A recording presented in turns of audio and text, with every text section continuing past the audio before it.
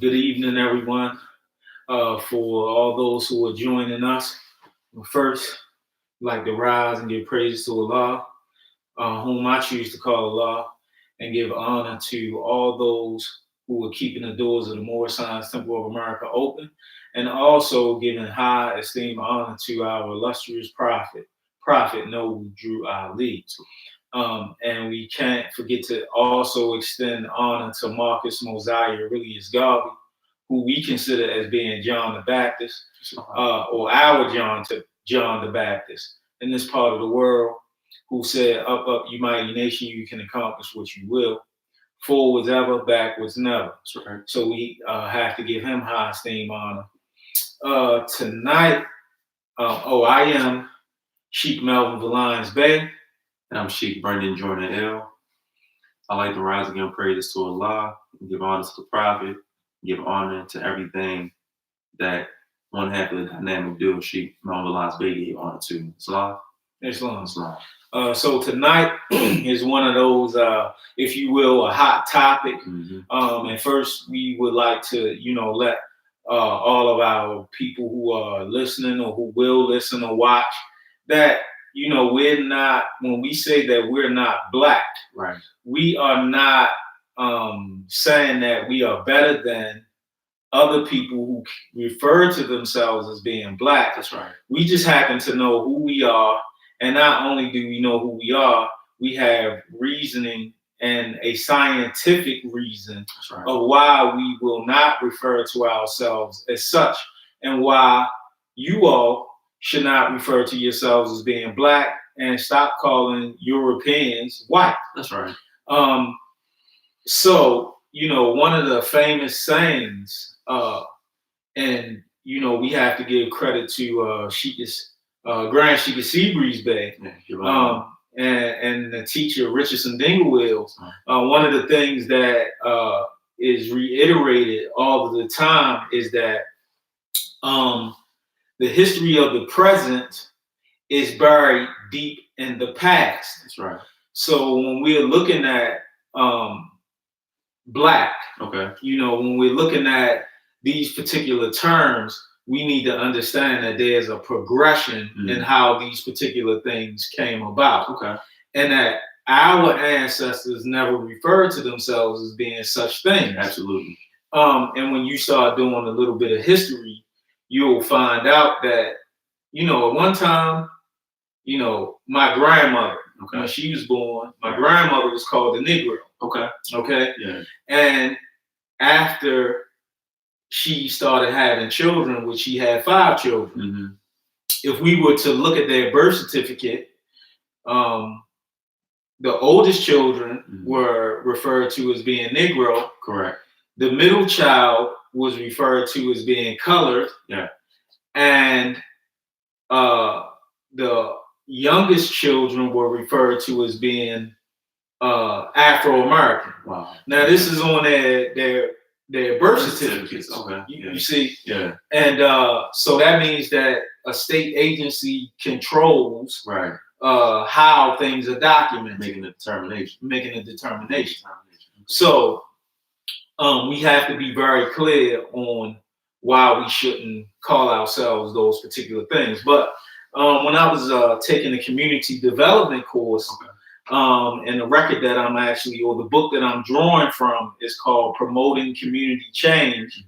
It's the 2nd edition, and it's pretty beat up because it's one of my favorite ones. But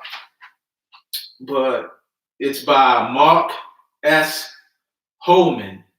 And on page 15, basically, this article is in part 1, and it's called Responding to the Need for Community Change. And then he starts talking about cultural diversity. Okay.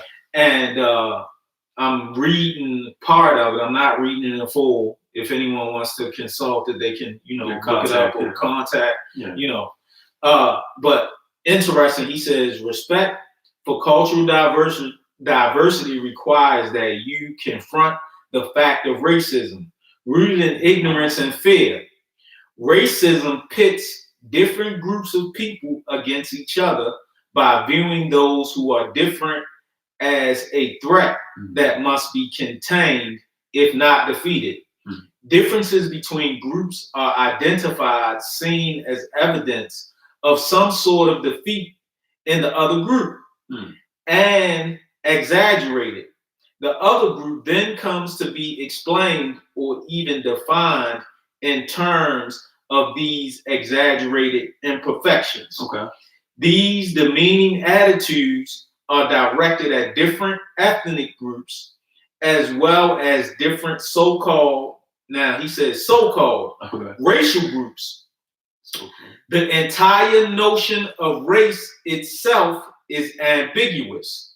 And that's quoted from a guy by the name of Marger in 1997, calls it one of the most misunderstood, misused, and often dangerous concepts in the modern world. And that came from Marger's book, and it's on page 18. And I don't happen to have his book, but it's here. It's a footnote. Yeah, it's a footnote. Right. You could go to the bibliography of this book and find out who is Marger and what book he wrote this in. Now, further, it states racism has categorized people of different skin color, different religions, of different nationalities, although the concept of race itself is of Du Bois scientific validity, which Du Bois means that it's fake. Fictitious, right? Right. It doesn't exist. It doesn't exist, right? You see, and people don't understand that. That, you know, if you go to some of our people and you ask them, well, what's your race? Right. And they'll say black. That's and then an adjective, right? It's an adjective. And then you say, well, what's your nationality? They say, what is that? Some of them can't tell you. Right. Or you ask some people what's their race, they'll say African American. Right. Okay. But Africa is a continent. That's right. And it has 54 different countries. That's right. Each country has a flag. They have a history. And you can't possibly come from all 54 of those particular countries. And likewise, America, both parts, North and South, we have 26 countries. Okay. So you have to identify yourself. So where you come from. So where you coming from, exactly. And America is called the melting pot, that's right. which there are many different nationalities, right? So a lot of people don't understand that, you know, when we talking about nationality, this is not a new concept. Not at all. You know, here I have in my possession, it's a record called The Law of Nationality by Edmund Monroe Smith. And actually it was written in 1883. And an article or articles, different articles, because it's a rather extensive book, but different articles were submitted and prepared for volume 2 of the Encyclopedia of Political Science, Political Economy, and of the political history of the United States. And that was interesting because practically it's a law book. This is in the 19th century. This was in the 19th century. Wow. And this record actually was located in Harvard's library collection. Okay. So this is a top-notch, Ivy League school. Right. You see. Exactly. So we not pulling from Wikipedia. You know, we not. Right. So you know, first and foremost, you know, people don't understand that where race came from. That's right. And we have a man by the name of Walter Plecker. That's right. To thank here in this part of the world, who actually happened to be a part of the Anglo-Saxons Club. And not only was he a part of the Anglo-Saxons Club, he also, which was a organization that perpetuated what we were just reading about racism and eugenics. And eugenics. Eugenics as well. Right? Okay. Yeah. So he was the first head of vital statistics. And if you look him up, you'll be surprised what you find in Virginia. Okay. Right. And he also instituted the one drop rule and things of this nature. Okay. But what he did was he took a German scientist by the name of Joachim Blumenbach's system. Okay. He took that and he implemented it here in America. And when you study Joachim Blumenbach, you'll find out that Joachim Blumenbach had 5 variations of skulls. Right. And he named them Negroid, Caucasoid, Mongoloid, and 2 others. Right. And you can check it out. Yeah. So basically, Walter Plecker took this system and he implemented here in America. And one of the things that he did, it was a lady who had a child, and she revealed to the midwife that her child's father at this particular time, the language that was used was a Negro. Right. And she documented it. The midwife did. Okay. And Walter Plecker was the person who checked the records. He wrote this lady a letter and said, "Man, you stated that your father's child was a Negro. Your child is not white. Oh, wow. Your child is a mulatto." Right. You see? Okay. And basically from those particular things, and this was, after slavery, this is how these particular things started to be perpetuated. Right. And, we're going to spend a few shows on this because this is a vast subject and topic. Exactly. So Prophet Noble Drew Ali, when he brought or taught us about nationality, this is not anything new. Not at all. Okay. Not at all. So I wanted to, clear that up, and we'll go into some definitions. And for the sake of understanding, we'll be coming from Black's Law Dictionary. That's right. Because we need to show people how in the law, what is being said about you. And when people say, "Oh, we Black, it doesn't make a difference." Well, in all actuality, it does make a difference. And we can look at some of the incidents that happen across the country. And it's still happening to this day. The Central Park 5. That's right. Everybody's watching that now. Yeah, now you can. Years ago. Oh wow! Yeah, you can look at if you go on YouTube and you look up one of their documentaries. They're talking about the 13th Amendment. 13th Amendment, with 2 sections, which we're telling people that the 13th Amendment with 2 sections, the 14th and the 15th Amendment, we don't need those for our salvation as a people. Not at all. So just something interesting to show you that people they're catching on, but they really don't have the essential key. All the keys. And Prophet Noble Drew Ali is the one who brought us these particular keys. Exactly. We're putting a disclaimer out there, so we're using the Black's Law Dictionary, but we're not using it in a way that you may be accustomed to seeing Moors or even Moorish Americans use. Correct. We're using it as a supplemental text to go along with what the Prophet Noble Drew Ali brought us. And we also use our show as a platform to encourage you to actually attend the Moorish Science of America. Correct. And not just to learn off of YouTube. Right. So this is what the Sheikh is demonstrating.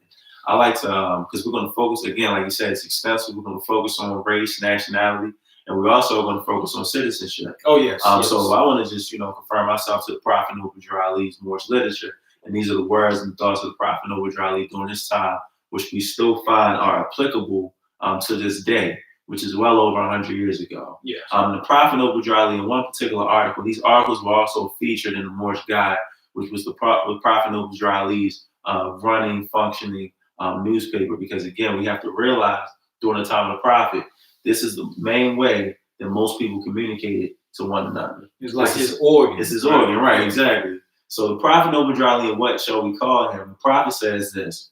He says, "So often our various journalists find trouble in selecting the proper name for the Moorish American. Some say Negro, another will brand him race man, and still another will call him Afro-American. And then come colored. Dark American, coon, shine, the brethren, your folk. It is indeed a hard matter to find something suitable for various occasions where a title needs to be used. Is it that these people have no proper name? Did they have a national name when first brought to these shores in the early part of the 17th century? If so, what was it? Did not the land from which they were forced have a name? It now appears a good idea for those whose duty is to write for various journals to find out what the national name of the forefathers of these people was. Also look into the history of the founders of civilization and see who they were and where they stood in the building of the present civilization. Probably 2 hours in an up-to-date library would serve to relieve the strain on our men of letters. When the occasion presents itself for a title for these people, the matter of the various names given to these 22 million people with all colors of every race of the globe was an act of European psychology. And this is what she just demonstrated on. They gave him a name, they defined it as something inferior to theirs. White, they defined as a color of purity. Black, they say, represents everything evil. The Negro, as they were called in this nation, had no nation to which they might look with pride. Their history starts with the close of the Civil War, or more properly, with his being forced to serve someone else. And this is what the Sheik also demonstrated on why we don't need the 13th, 14th, and the 15th Amendment, because they're not applicable to us, right? Thus, he is separated from the illustrious history of his forefathers, who were the founders of the first civilization of the old world. This matter should be looked into with hope on correcting it. And that's from the Prophet Noble Dry Lake. Now, we're going to focus also on, like as I said before, we're going to focus on nationality, race, as well as citizenship. So with that being said, I just want to give you a working definition to work with nationality. Nationality is the legal relationship involving allegiance on the part of an individual and usually the protection of the state. So that's very important when you look at that, because as Moorish American Muslims, right, or as Moorish Americans, we come into the Moorish science of America, not on our own accord, but we come to it. And the Prophet says when you are abiding by the law, the law of the Moorish science of America, the divine constitution, bylaws, but also the laws of America, the United States laws, you have a certain protection put on you. The Prophet puts a protection on you.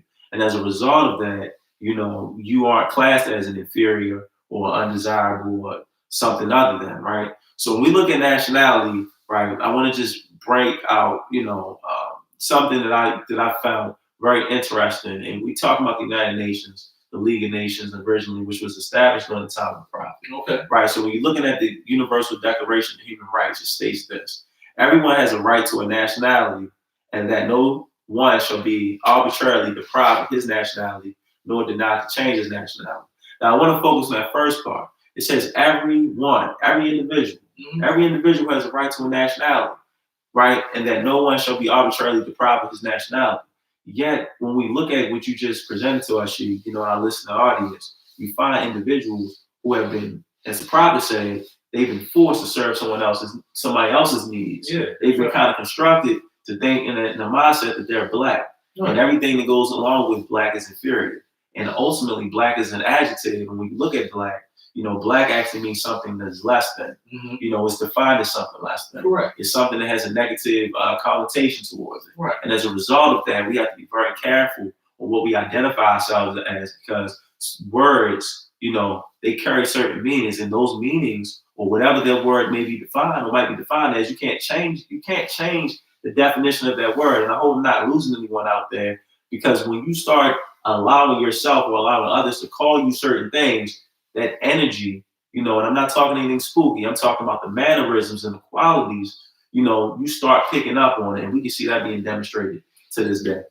And let's be clear, legally in law, which in later shows will show you some laws and Supreme Court cases that are still on the books today in New York and North Carolina, of how they define what they mean by or black. That's right. And it was real interesting when I found these cases. Wow. And I'm like, there's been no other Supreme Court cases that sets the precedent that pretty much sits those courses, or those cases, shuts those cases down. Right. There have been no legislation, no overrulings or anything like that. Yeah. So, when we say that we are black, that it's an issue.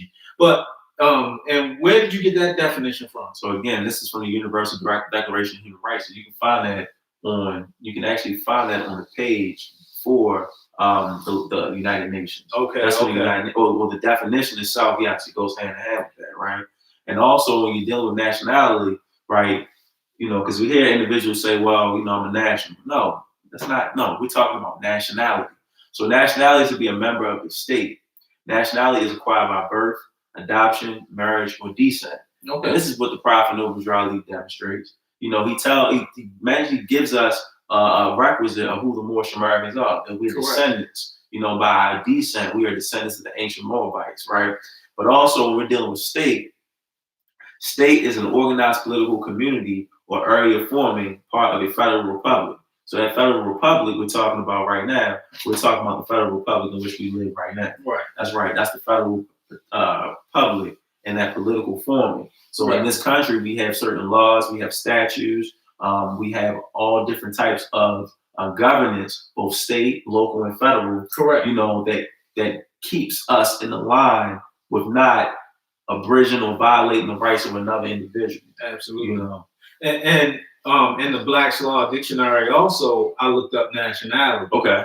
And it says, now this is, you know, also a legal definition. Right. It says the quality or character which arises from the fact of a person belonging to a nation or state.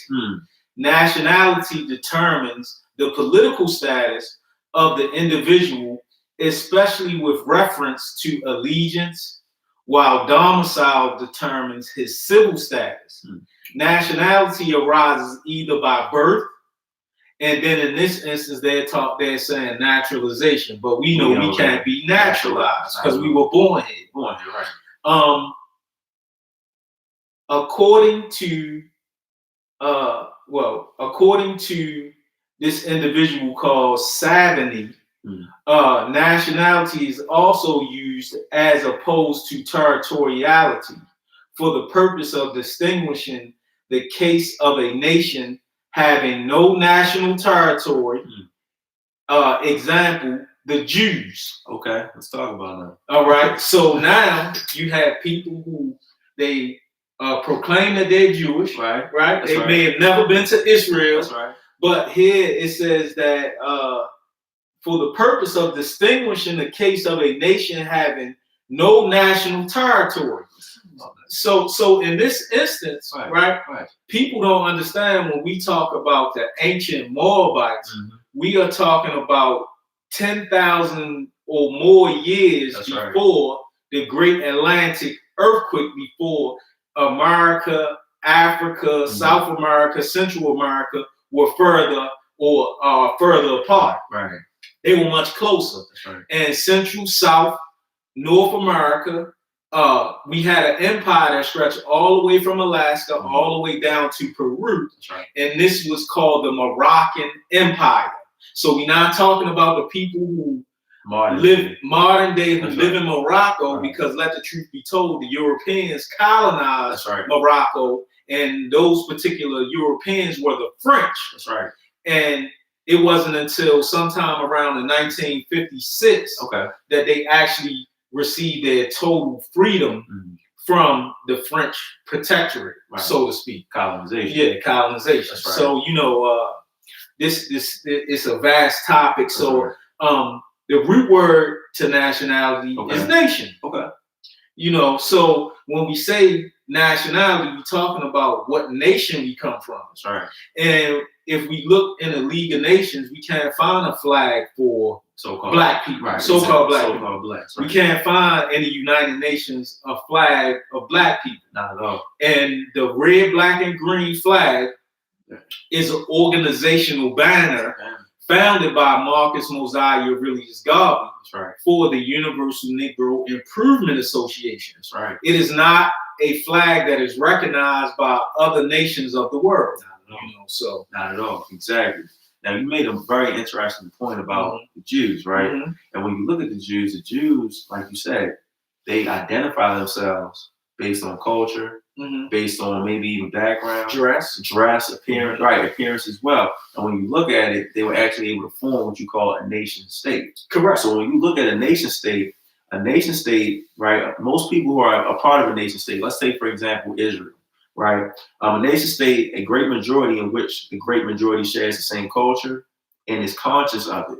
So we not only to share the culture, and we look at the so-called black, we say to ourselves, okay, what's the culture behind it? You know, where are your cultural ties? You know, we're not talking about food, we're not talking about entertainment. You know what I'm saying? Those things are nice and those things are great and all, but what's the cultural significance? The cultural significance behind it, right?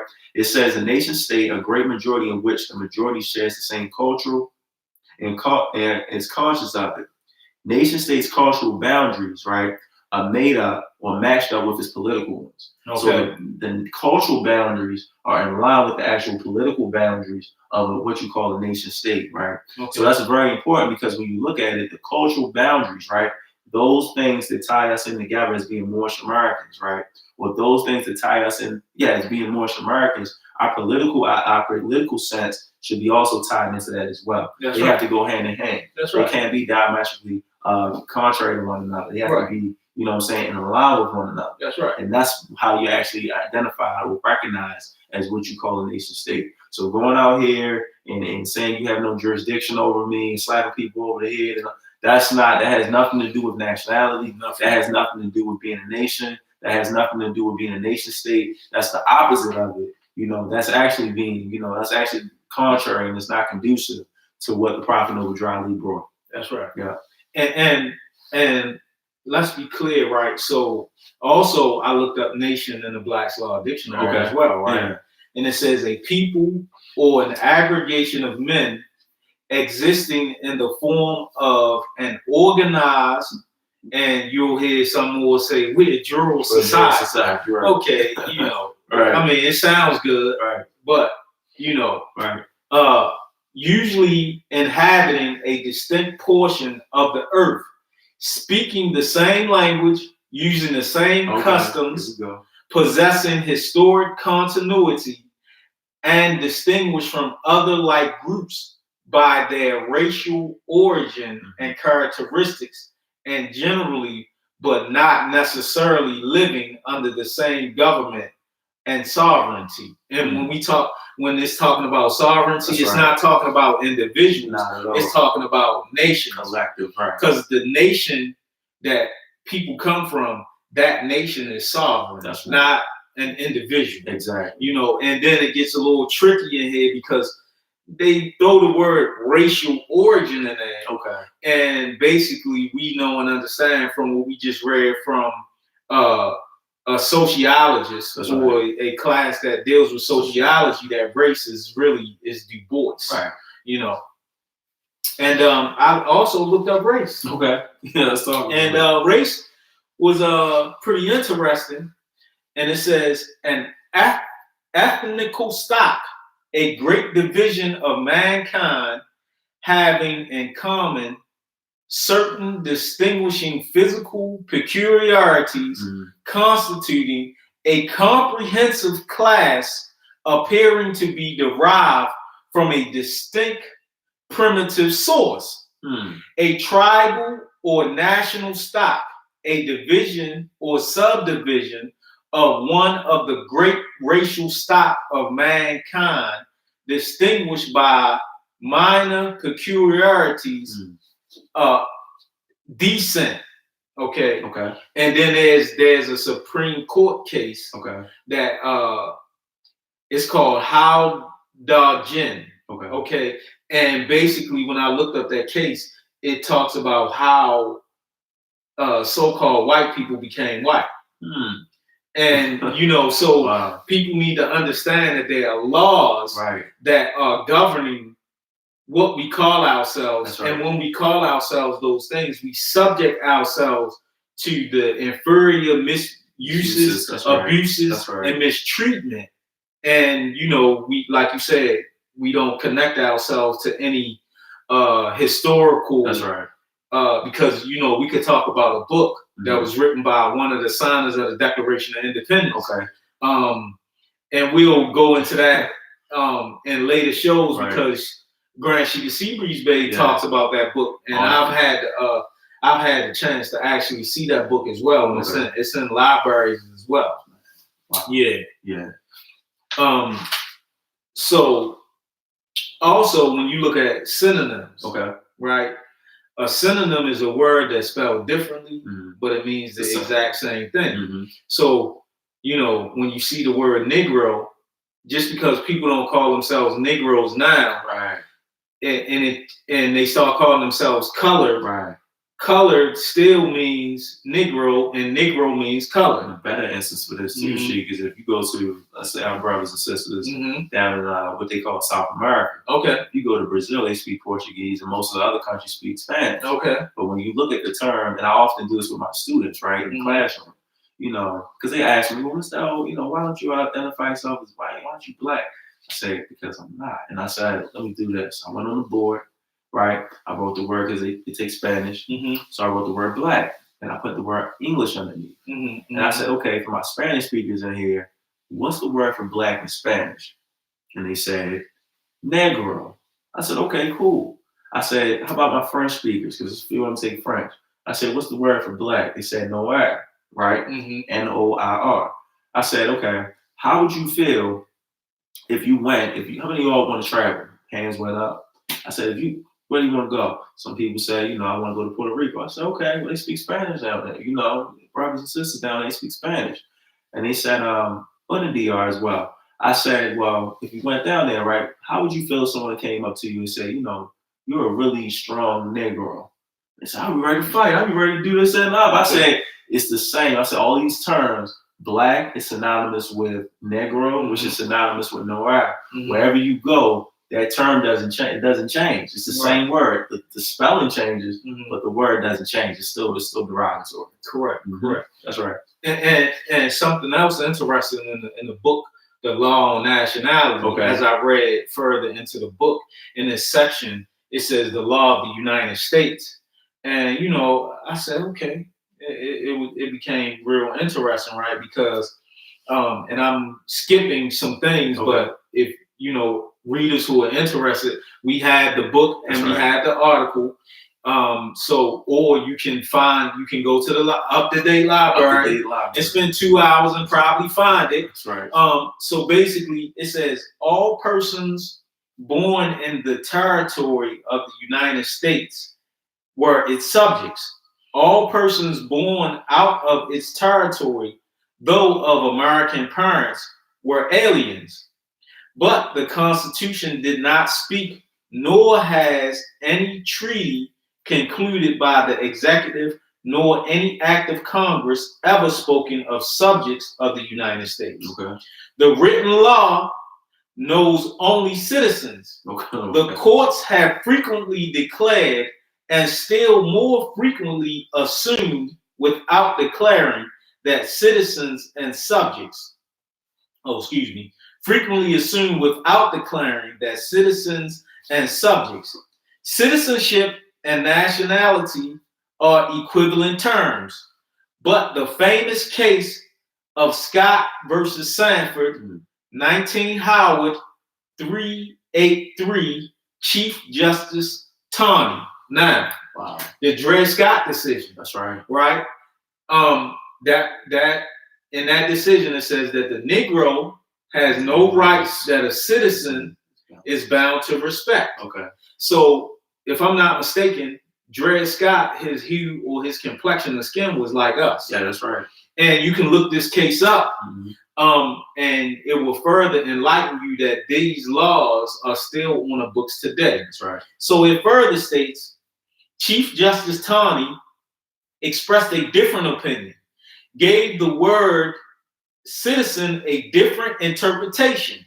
He did not assert, indeed, that the word was to be taken in its original and strictest sense, that only the actual holder of political rights was to be considered a citizen, but he asserted that only the portion of the inhabitants of the United States which possessed political power at the period when the Constitution was established, only the dominant race could be deemed to be citizens. The people of the United States, in the meaning of the Constitution, are what we familiarly term the sovereign people. Hence, a free Negro could not be a citizen, since he was one of that subordinate and inferior class of beings who had been subjugated by the dominant race. and whether emancipated or not, remain subject to their authority. But of course, the free Negro, if born in the United States, was born its subject.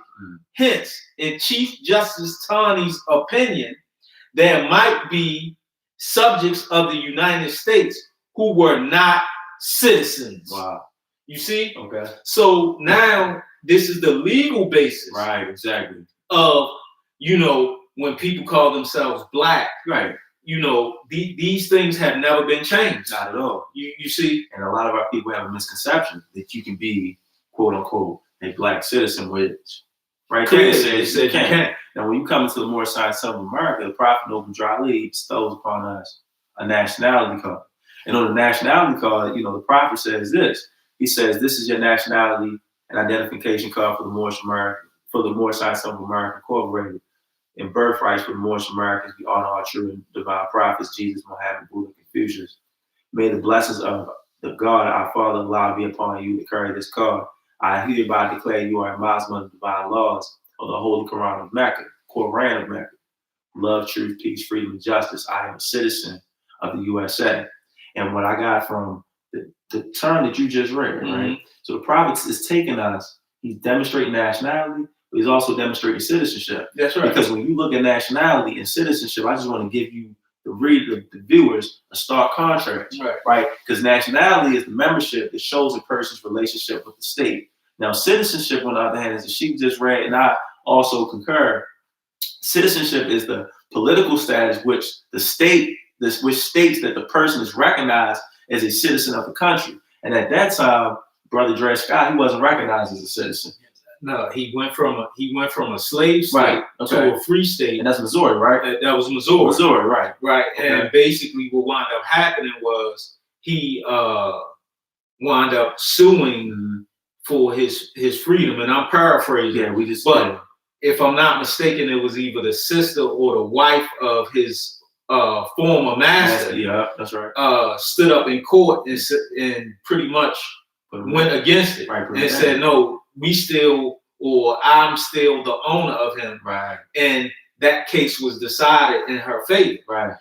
So when we're telling people that we're, no, we're not black. That's right. We mean that.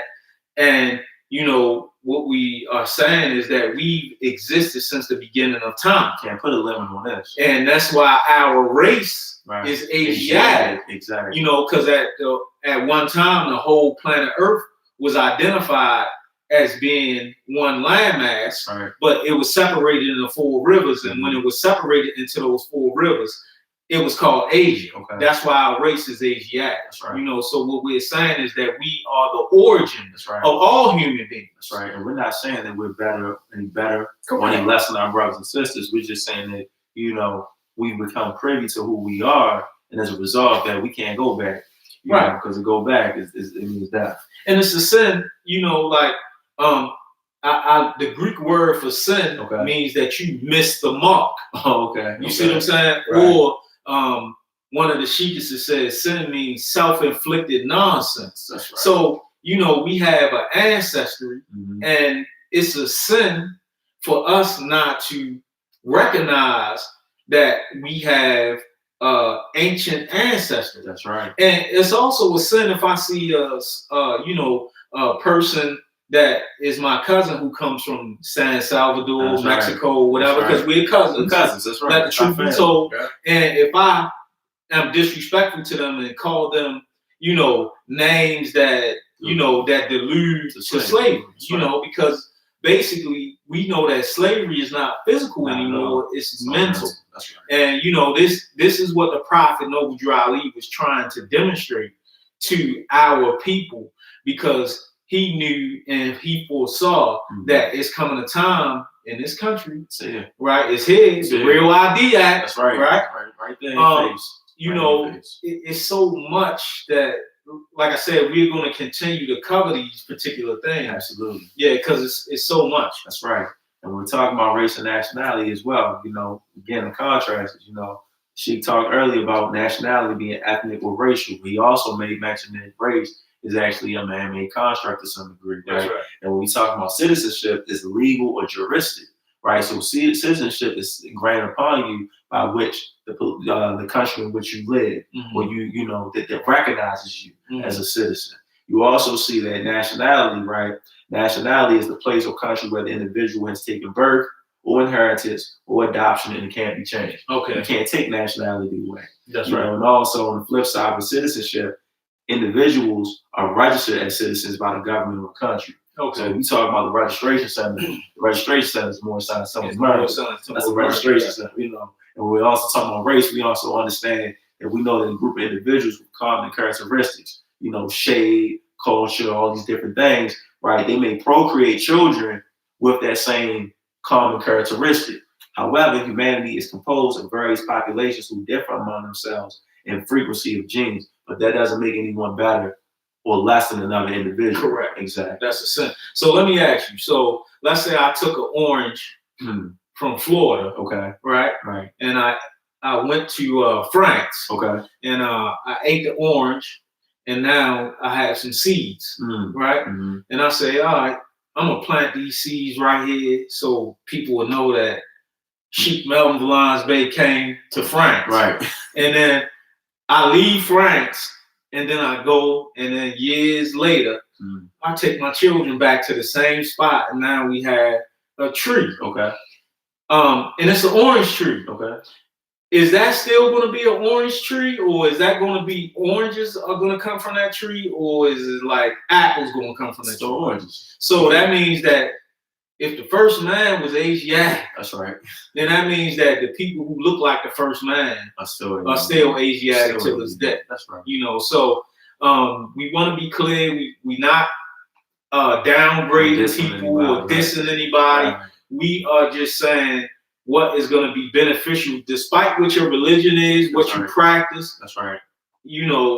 Nationality is the order of the day. Absolutely. And people should seek out what your nationality is. Now, if you're saying that you're not Moorish, okay, because I've heard I'm not Moorish. Yeah. They did this and they did that. Right. Well, in all groups you have good and you have bad. Right. Exactly. You see, just like Chris Rock, if he's comedian. Right. He says what he loves and what he hates. Because I'm not using those words. Exactly. But so despite what bad that our people done, we have a lot more that did good as well. Right. And we still being perpetuated to this day. We have people who fall under those particular terms, and some are doing good and some are doing bad. It doesn't take away from the ones who are doing good. Right. Just because we have a few people, who aren't doing so good. Right. Yeah. So we pretty much about to wrap up because we have spent the 45 minutes. That's right. And as you can see how vast this particular topic is. So it's not just, some bootleg scholars. And I'm not throwing any shots at anybody, but it took us time, years, and even going through other institutions to be able to find some of the information that we have found. Absolutely. And how we found it was using Prophet Noble Drew Ali as a guide. Right. He guided us through via his teachings. That's right. So we hope that you join us for the next show, the same Moorish time, and the same Moorish channel. That's right. With more sense. That's right. Praise Allah. Islam. Islam and peace.